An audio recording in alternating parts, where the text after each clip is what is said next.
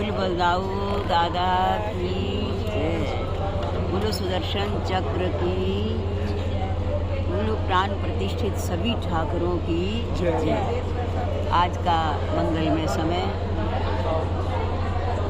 श्री महाराज जी के पावन आशीर्वाद से हम लोग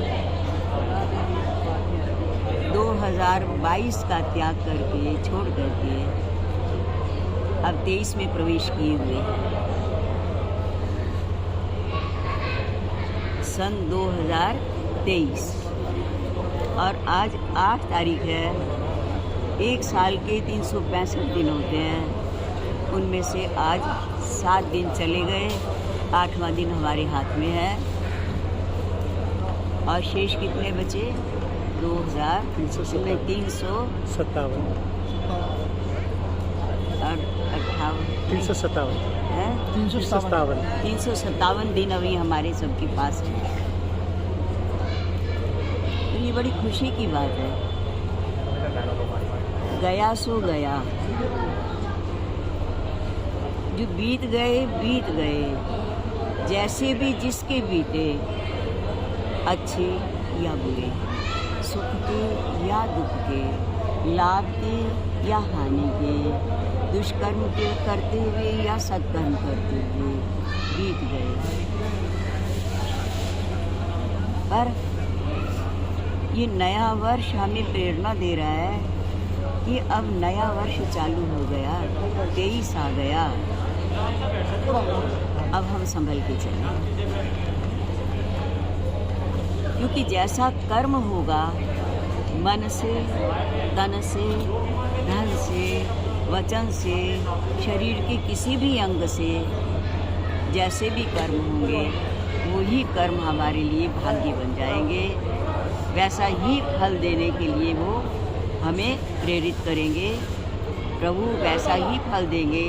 भगवान किसी का, जैसे दुकानदार जैसा जिसका पैसा होता है वैसा सौदा दे देता है, इसी तरह से परमपिता परमात्मा किसी बिना पक्षपात के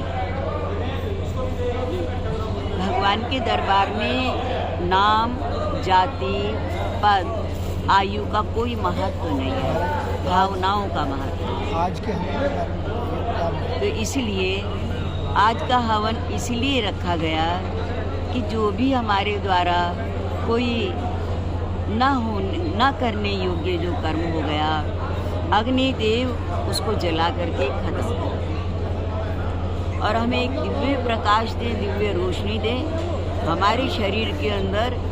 जैसे ओज तेज, अग्नि अपना तेज भर दें, हम संसार का कल्याण करें, अपने परिवार का कल्याण करें, अपने समाज का उत्थान करें, अपने जीवन का उत्थान करें और प्रभु को दर्शन करने के लिए जो भी पुरुषार्थ करना चाहिए वो करना शुरू कर दें, उसमें विलम्ब न करें।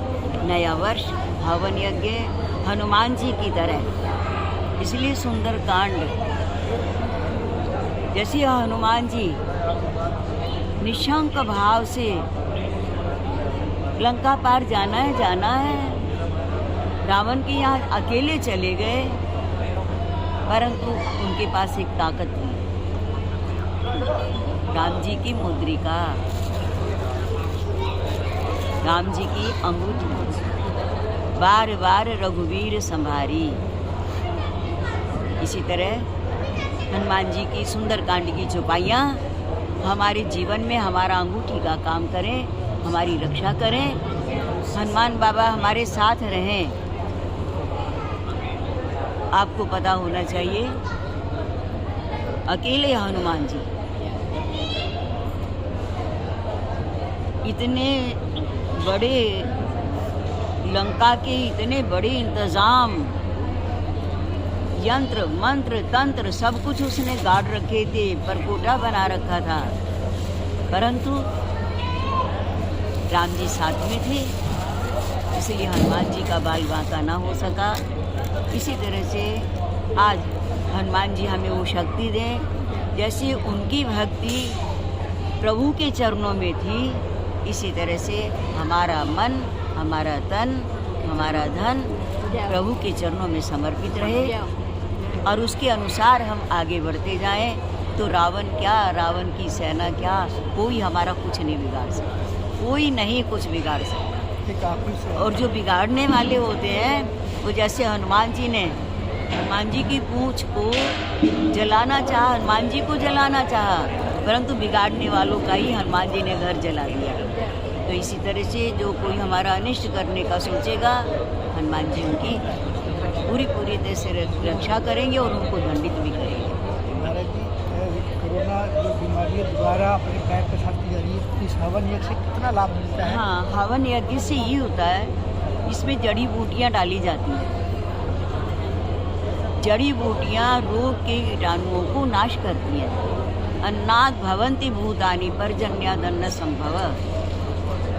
अन्न के आहुति देने से, सामग्री की आहुतियाँ देने से वर्षा होती है और वर्षा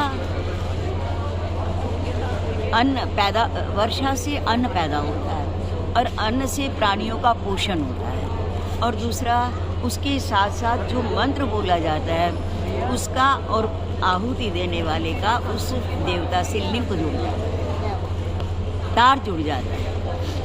वो देवता फिर उनकी रक्षा करता है कि इन्होंने तो मेरे लिए सामग्री अर्पित की है, मेरे लिए अपना सद्भाव अर्पित किया है, मैं इनका अवश्य ही कल्याण करूँगा, इनकी रक्षा करूँगा। तो ऐसा मंत्र का प्रभाव होता है, इसलिए हवन करना चाहिए। ये रोग के कीटाणुओं को भी नाश करता है, अन्न की वृद्धि करता है, उगे हुए अन्न की वृद्धि करता है, ना उगने योग्य भूमि को उपजाऊ बनाता है और आहुति देने वाले का तन से, मन से और व्यापार इत्यादि से उत्थान होता है। इसलिए यज्ञ हमें अवश्य ही करना चाहिए। अपने हाथ से चाहे 2-2 आहुति ही सब दे पाएँ, परंतु अवश्य दें, हमें इसमें प्रसन्नता होगी। किसान पहले बीज बीजता है, फिर फसल आती है और काटता है।